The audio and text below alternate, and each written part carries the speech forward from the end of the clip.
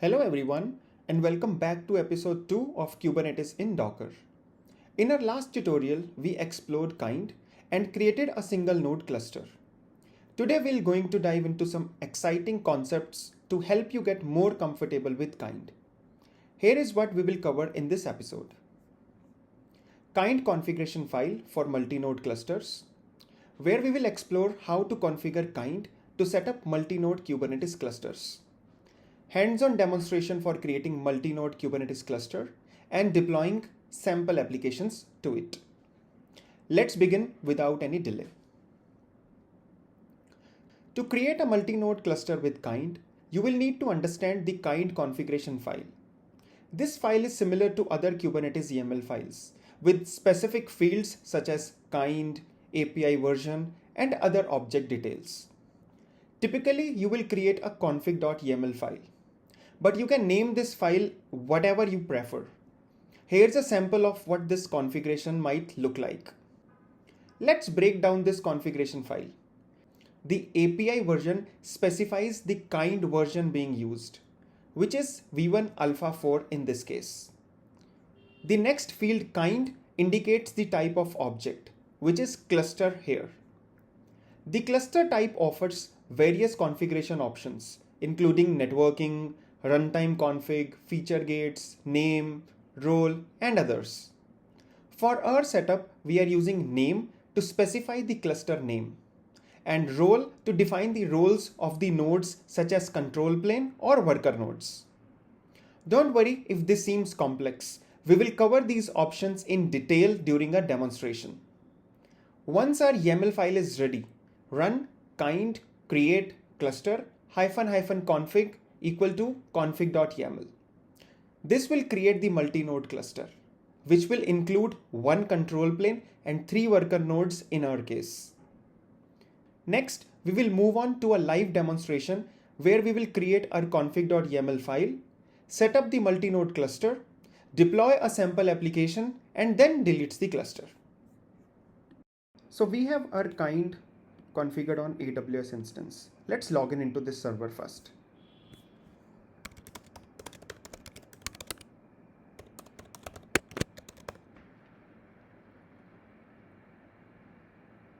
Let us switch to a root user. Now before we proceed further, let us verify the kind version and also check if there are any clusters configured here or not. So we don't have anything here. Now what we need to do is we wanted to create a multi-node Kubernetes cluster. Let's assume that we want one control plane node and let's say 3 worker nodes. So we want a 4 node cluster to be configured using kind. In order to achieve this, what we need to do is we need to create a config.yaml file. So I'm in a current working directory, which is root for my user, and I'm going to create something named config.yaml. Now it's not necessary that we have to put a name config.yaml. So it is empty at present point in time. Now what we have to put here, let's explore that. Let's go to the documentation of kind. So kind.6.k8s.io. Once you come here, you will be able to see something called configuration here. Just click on that. Scroll down, see this. So this kind config should be a YAML file. And then if you see here, a minimum valid config is kind and API version. So we have to give kind as well as API version. Scroll down. Here you will be able to see the structure of the kind type. Now if you see, there is a link. Now this link will going to provide you each and every option which you can use in order to configure your config.yaml file. So you can customize various things for your Kubernetes cluster. So let me right click and open it in a new tab. Now referring this, we will going to create the things. Now if you see here, you have type cluster, and see here there are various things. Meta type. If you click on this meta type, it will tell you that these two things are essential. These are mandatory, kind and API version, right? So if you go up here, you will be able to see under cluster you have meta type. So what we will do is we will just take this as a meta type, which is kind and API version. So kind is cluster and API version is kind.x-k8s.io and the version is v1 alpha 4. So come and put it here. Next. Now we will see what all other options we have. So if you come here, see this. Under this cluster type, you have name, nodes, networking, feature gates, runtime configs, kubeadm config patches, again config patches with JSON, you have container D config patches and other things. Now they also have various options, right? So what we will do is we will take a name. Name means what name you wish to give to your kind cluster.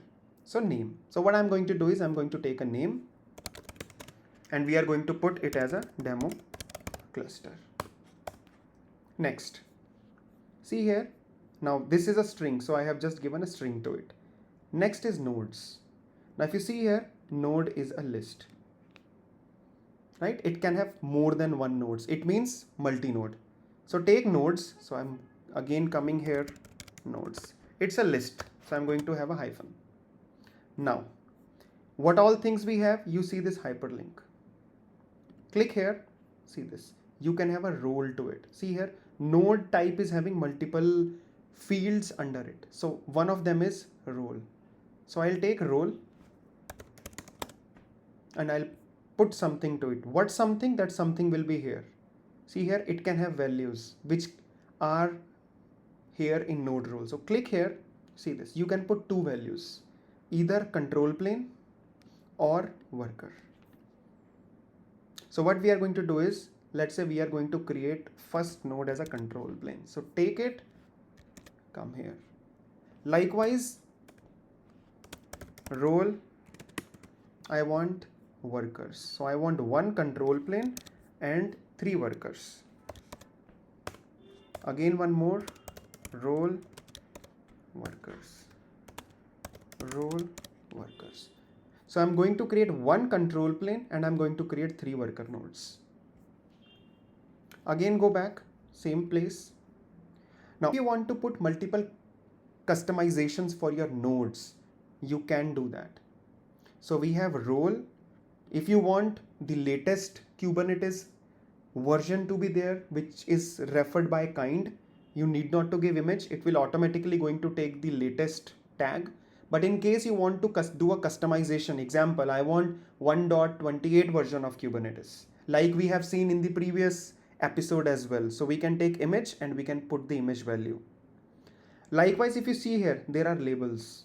Even you can put labels to your nodes. Now let's consider an example. I'll take labels, and if you see here, labels is a map. It's a dictionary. So go back. Let's say I want to put labels to my workers. Right? It's a map. So what I need to do is just come and put whatever you wanted to put. Example, I'm putting app, Thinknyx app. Likewise, I want all other nodes should have a same label. So I'll put labels, spelling is wrong, labels, app, Thinknyx app. Likewise, labels, app, Thinknyx app. Now if you see here, we are creating 4 nodes, one control plane, worker 1, worker 2 and worker 3, and they are all going to be Docker containers. All of our workers are having a same label, which is app, Thinknyx app. If you want to do more customization, you can do extra mounts, port mappings, config patches and so on and so forth. Even we would suggest you to go through this documentation. You are going to see multiple examples here. Example, feature gates.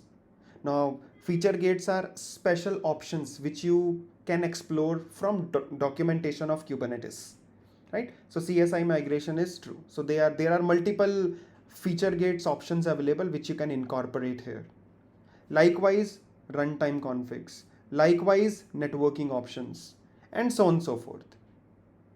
So we have just taken name and we have just taken the nodes and did some customization in nodes by putting labels. Save it, all done. So if I do cat to my config.yaml, this is how our file looks like. Now in order to deploy it, it's very simple. Kind create cluster -- config and your YAML file, which is config.yaml in our case. Enter. See here, it started creating v1.30.0 Kubernetes version.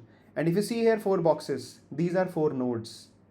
So these 4 containers are getting created, out of which one will going to be our control plane and the other 3 will going to be our worker nodes. See here, the nodes are prepared. It's writing configuration and starting our control plane now. Let's wait, because after starting a control plane, it will install some plugins like CNI or CSIs. See here, installing CNI, installing storage class, and then finally it is joining the worker nodes with our control plane node. So it will take couple of seconds and after that we will see the cluster will be ready. So let's wait. Perfect, all done. See here, our 4 node cluster is ready. Let's verify that. So if I do kind get clusters, see here, demo cluster. If I do kind get nodes -A, see here we have 4 nodes. One is control plane and the other 3 are workers. Now they are nothing, they are Docker containers. You can verify that by running Docker commands. Docker container ls. See this. Container 1, container 2, container 3, container 4, and these are acting like nodes. It's the same concept which we understood in the previous episode. Right? Let me clear a screen. We already have a kubectl installed. So it's only a single cluster here, so we need not to change any context. So if I do kubectl get nodes, see this. And if I do kubectl get nodes -- show -- labels, you will be able to see this. Worker 1 app, Thinknyx app label, worker 2 is having the same, and worker 3 is also having the same. This is what we have configured from our config.yaml file. Right? Let's clear a screen. Now let's deploy a sample application. So kubectl create deployment, let's say demo deb. We are giving an image httpd:/latest in our case, just for a testing. Enter. So kubectl get pods. Let's wait. See here, the pod is running. If I do -o wide, see here, it's running on worker 3. Now let's expose this. Kubectl expose deployment. Deployment is demo dep. It service port should be port number 80. The container, the application port is also port number 80, which is our pod port. And we want the name of a service to be demo dep svc, and we want it to be of cluster IP type of a service. Enter. Done. So if I clear my screen, kubectl get pods, kubectl get svc. Right? If I do kubectl get ep, see here, it is redirecting things to this particular endpoint. And if I wanted to verify this endpoint, just do -o wide. You should be able to see the same IP for your pod, 10.244.2.2. See this. Now let's verify that it is accessible or not. So kubectl get nodes. Let's log into this node. Docker container exec -it bin bash. So we are inside our master, our control plane. So this is our service IP. Take this service IP and just do a curl. Enter. If everything is okay, you should be able to see the output. See here, it works. which is nothing, which is coming from the index.html default page of HTTPD, the image which we have used. So we have deployed a sample application successfully on a multi-node cluster. So let us come out. Let me clear a screen. Now what we will do is we will delete our cluster. So kind get clusters. In order to delete this, kind delete cluster hyphen name, and you can give a name of this cluster. All done. It will going to delete everything for us. See here, cluster is deleted and these containers or nodes are also deleted. So if I do kind get clusters, everything is gone. Kind get nodes hyphen a, everything is gone. And if I do kubectl get nodes, you will see everything is gone. So there is nothing. So let me clear a screen and cat config.yaml again. In case you want a multi-master Kubernetes cluster, you just need to replicate this. So you can have 3 roles for control plane, and you can have 3 roles or 4 roles for your worker. And then you can have 6 node cluster or 7 node cluster completely up and running to do whatever testing you wanted to do. I hope this is useful, because this is something which helps developers to test their applications locally on their laptops. Thanks for watching. We will see you in the next tutorial. Thinknyx. You trust, we deliver.